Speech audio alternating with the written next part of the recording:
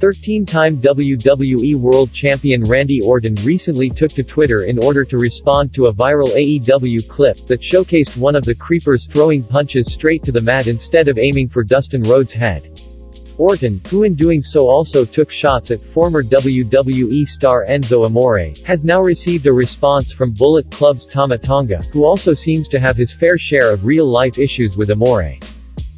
Bullet Club star Tonga and former WWE superstar Amore have developed quite the rivalry against each other after the latter publicly claimed that he has heat with the former, to which the good bad guy responded with several tweets of his own.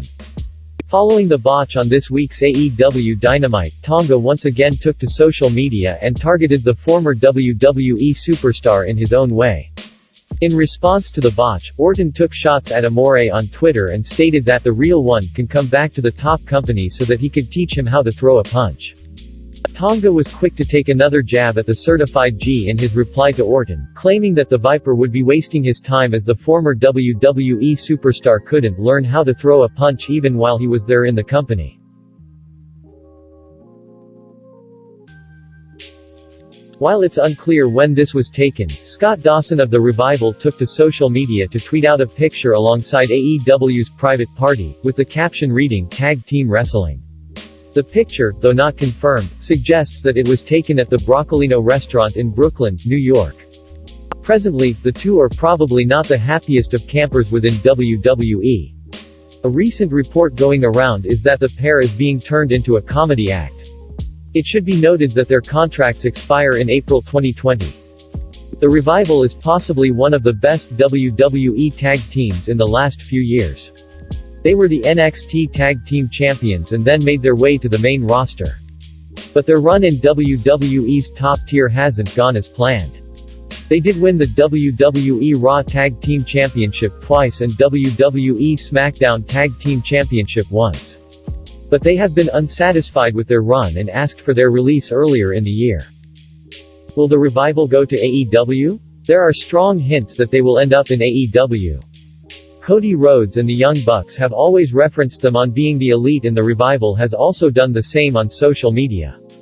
AEW seemingly has the best tag team division in professional wrestling at the moment, with the Young Bucks, the Lucha Bros, Proud and Powerful, and Private Party all on their roster. While it's unconfirmed, it won't be a surprise if the two end up in All Elite Wrestling.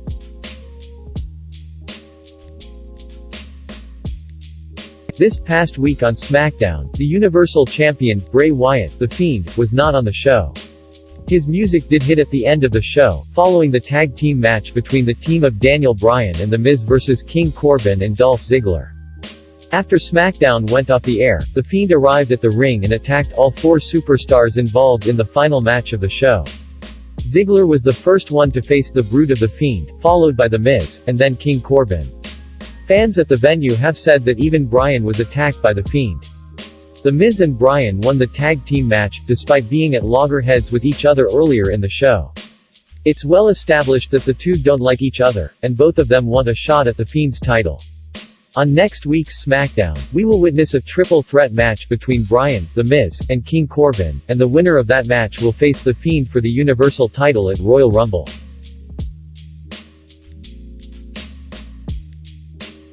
Impact Wrestling has finally released Killer Kross. He had been wanting out of his contract since May, and that was granted earlier this week. But it seems he won't be a free agent for very long, as WWE has reportedly offered him a significant offer. This news was first reported by Wrestling News. What potentially makes this an issue is Kross just signed a deal with Major League Wrestling. It's clear Kross isn't against not living up to the deals he signs, so perhaps he will turn his back on MLW for the bright lights and fame of WWE. Why Killer Kross wanted to leave Impact? His main issue with Impact came from problems he had with his creative direction, as well as his current pay-per-appearance deal. He was unable to renegotiate the terms of his deal. An issue with him being booked in a First Blood match with Eddie Edwards further escalated the situation.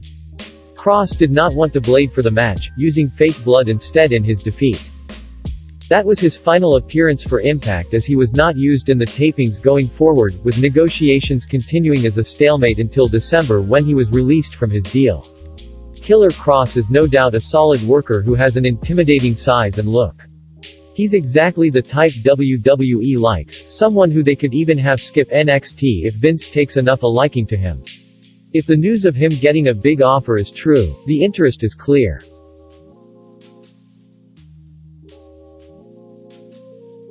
AEW EVP Cody Rhodes was interviewed by SPORT1 in Germany. During the interview, Cody discussed how popular Bret Hart was in the country in the 1990s. When Bret Hart came to Germany in the 1990s, it was Beatlemania, Cody said. The beautiful thing is then, WWF didn't know why. Now we have the data, we can determine and understand why someone is moving the needle. Cody said that he felt that Bret was more popular in Germany because of his style of wrestling. I think Bret was more of an athlete, he was presenting a more reality-based wrestling instead of the overly dramatic wrestling, Cody noted. I love Hulk Hogan, I love the Ultimate Warrior, but Bret was providing more grit, grind and hard-hitting, and consistency. I think that was more respected in Germany. Hopefully when we come, we'll have a Bret Hart of our own.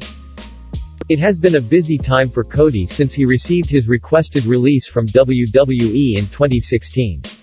Cody almost instantly became a big star on the independent scene, and had memorable runs in NJPW and Raw before helping start All Elite Wrestling. Cody admitted that the popularity boost he received after leaving WWE was somewhat of a surprise.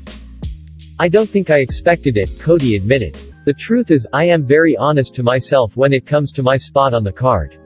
When AEW came to fruition, I was rising up and I was being greeted so generously by its fandom. But if you compare it to fishing, that's a bite and I'm not gonna let go of that.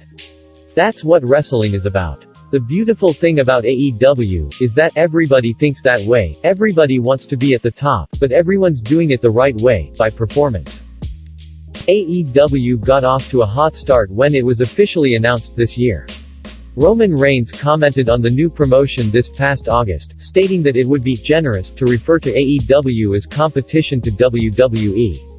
While Roman and Cody have had their Twitter spats in the past, Cody had only praise for the former WWE Heavyweight Champion. Roman is very smart, he has WrestleMania main event under his belt, he has incredible talent, Cody said. I think at the time, a lot of people were, I don't wanna say naive. People were turning away from it, but there's no turning away now. WWE's on a 49-year head start and I tip my hat for that.